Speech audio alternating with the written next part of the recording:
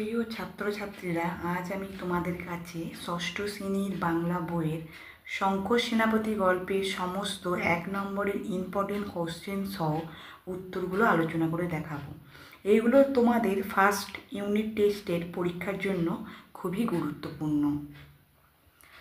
শঙ্কর সেনাপতি গল্পের প্রথম কোশ্চেন আছে, সবগুলোই 1 নম্বরের কোশ্চেন। আকন্দবাড়ির স্কুলের ছাত্রছাত্রীরা কোন কোন জায়গা থেকে পড়তে আসে? এর উত্তর হবে আকন্দবাড়ি স্কুলের ছাত্রছাত্রীরা আকন্দবাড়ি, ভেটুরিয়া, সাঁইবাড়ি, ঘোলপুকুর ইত্যাদি জায়গা থেকে পড়তে আসে। 2 নম্বর কোশ্চেন, স্কুলের জানলা থেকে কি কি দেখা যায়? স্কুলের জানলা থেকে আকাশের মেঘ দেখা যায়, এমনকি পাখিদের উড়ে যাওয়া দেখতে পাওয়া যায়।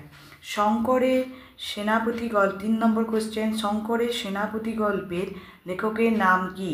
শঙ্কর সেনাপতি গল্পের লেখকের নাম হলো শ্যামল গঙ্গোপাধ্যায়। 4 নম্বর কোশ্চেন, শঙ্কর কিসের স্বপ্ন দেখে? শঙ্কর পাখির স্বপ্ন দেখে। 5 নম্বর দাগের কোশ্চেন, শঙ্করের স্বপ্নে বাতাসের রং কী? শঙ্করের স্বপ্নে বাতাসের রং নীলচে। শঙ্কর বাইরে কি দেখেছিল? শঙ্কর বাইরে দেখেছিল আকাশে শঙ্খচিলগুলো কিভাবে উড়ছে।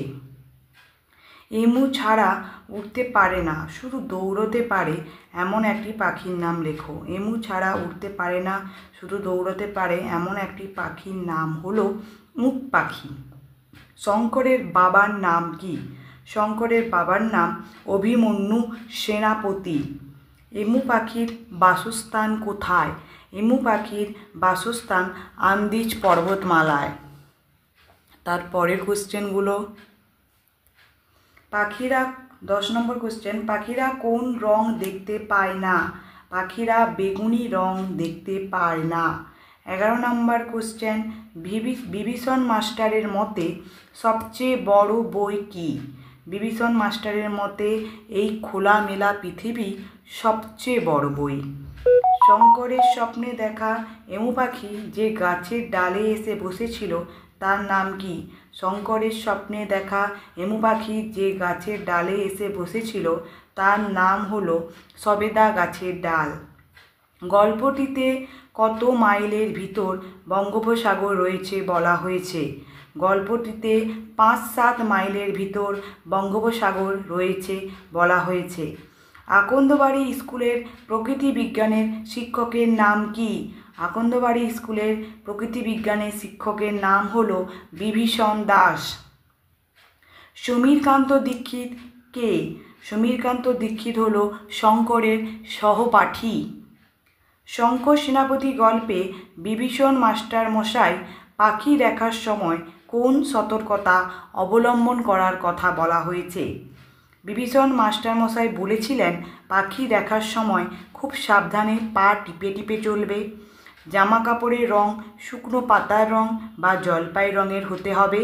আর যদি বেগুনি রঙের জামা পরলে ভালো হয়, কারণ বেগুনি রং পাখি দেখতে পায় না। এই সতর্কতা অবলম্বন করার কথা বলেছেন। 17 দাগের কোশ্চেন, বলো, বলতেই হবে, কাকে এ কথা বলা হয়েছে? আকন্দবাড়ি স্কুলের ছাত্র শঙ্কর সেনাপতিকে বলা হয়েছে। 18 দাগের কোশ্চেন, বিভীষণ দাসের ক্লাসে কতজন ছেলে মেয়ে ছিল? বিভীষণ দাসের ক্লাসে 30 ছেলে মেয়ে ছিল। 19 নম্বরের কোশ্চেন, বিভীষণ দাস কে ছিলেন? তিনি কেমন মাস্টারমশাই ছিলেন? বিভীষণ দাস ছিলেন আকন্দবাড়ি স্কুলের প্রকৃতি বিজ্ঞানের শিক্ষক। তিনি খুব কড়া মাস্টারমশাই ছিলেন। এই 19টা কোশ্চেন এই চ্যাপ্টার থেকে সবগুলোই শর্ট কোশ্চেন। এগুলো তোমরা একবার পরীক্ষার আগে দেখে যেতে পারো, তোমাদের উপকার হবে। ভালো লাগলে একটা লাইক এবং সাবস্ক্রাইব করে দেবে।